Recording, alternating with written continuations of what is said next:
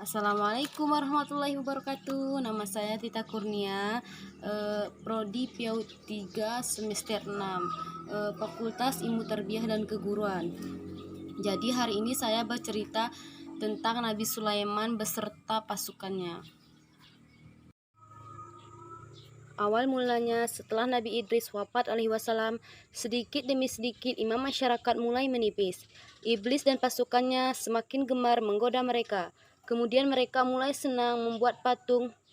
Mereka membuat patung sebagai tanda penghormatannya kepada para pahlawan dan leluhur dan tokoh-tokoh yang sudah mati. Dan patung itu pun diberi nama sesuai tokoh itu dari sekedar penghormatan. Lama-kelamaan mereka mulai menyembah patung itu. Mereka percaya bahwa patung-patung itu mempunyai kehebatan dan kekuatan yang bisa melindungi mereka.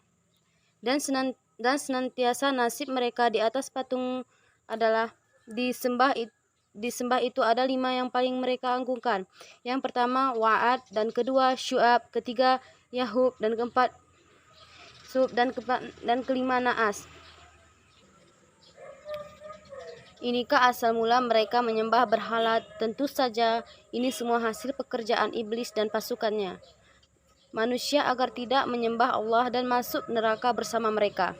Allah tidak membiarkan manusia sesat semuanya tanpa petunjuk, maka Allah Subhanahu wa taala mengingat kaumnya agar mereka meninggalkan penyembahan berhala dan kembali menyembah Allah Subhanahu wa taala. Siapa Nuh? Nuh adalah cucu dari Nabi Idris. Bisiknya kuat dan terbukti dari umurnya yang sangat panjang, sekitar 1000 tahun lamanya. Dan hatinya sangat mulia dan sabar luar biasa.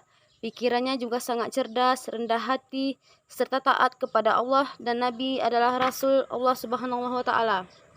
Yang pertama, sebelum Allah yang mengingat Nabi Muhammad SAW, Nabi Nuh hendaknya kepada kaumnya. Nabi Nuh mengajak mereka untuk memohon ampun atas dosa-dosanya mereka dan kembali menyembah Allah agar tidak terkena azab sangat panas.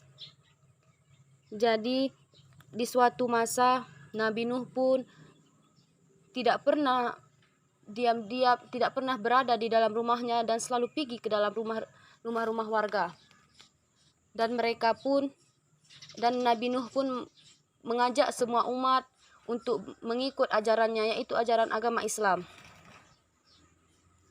Setelah itu Nabi Nuh pun mengajak umat-umat manusia untuk selalu bertaat kepadanya.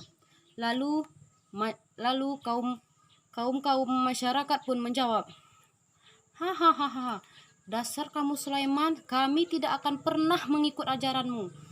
Jadi kamu jangan mengada-mada, mana ajabnya yang kamu bilang itu datang dari Allah. Dan Nabi Sulaiman pun pergi dan meminta kepada Allah, ya Allah, ya Tuhanku, tolong berikan azab kepada orang-orang yang tidak mengikuti ajaranmu. Jadi setelah itu Nabi Nuh pun beserta masyarakat pergi membuat perahu. Dan mereka pun membuat perahu dari pohon yang ada di hutan. Dan mereka pun mengambil pohon-pohon yang ada di hutan dan membuat sebuah perahu. Dan mereka membuat membuat perahu. Setelah itu terjadilah sebuah perahu. Setelah perahunya terselesaikan, Nabi Nuh pun mengajak semua binatang yang ada di hutan untuk ikut bernaik perahu bersamanya. Setelah itu anaknya beserta istrinya tidak masuk ke dalam perahu. Jadi setelah di dalam perahu, Nabi Nuh pun memantau anaknya yang berada di bawah dan setelah itu anakku, Nabi Sulaiman pun menjawab, anakku, masuklah ke dalam kapal ini. Masuklah. Tidak ada orang yang bisa selamat kecuali orang-orang yang berada di dalam kapal ini. Dan anaknya pun menjawab, tidak ayah, tidak. Aku tidak akan pernah naik ke situ. Aku akan naik ke dalam gunung yang lebih tinggi. jawab anaknya. Setelah itu datanglah ombak yang sangat besar.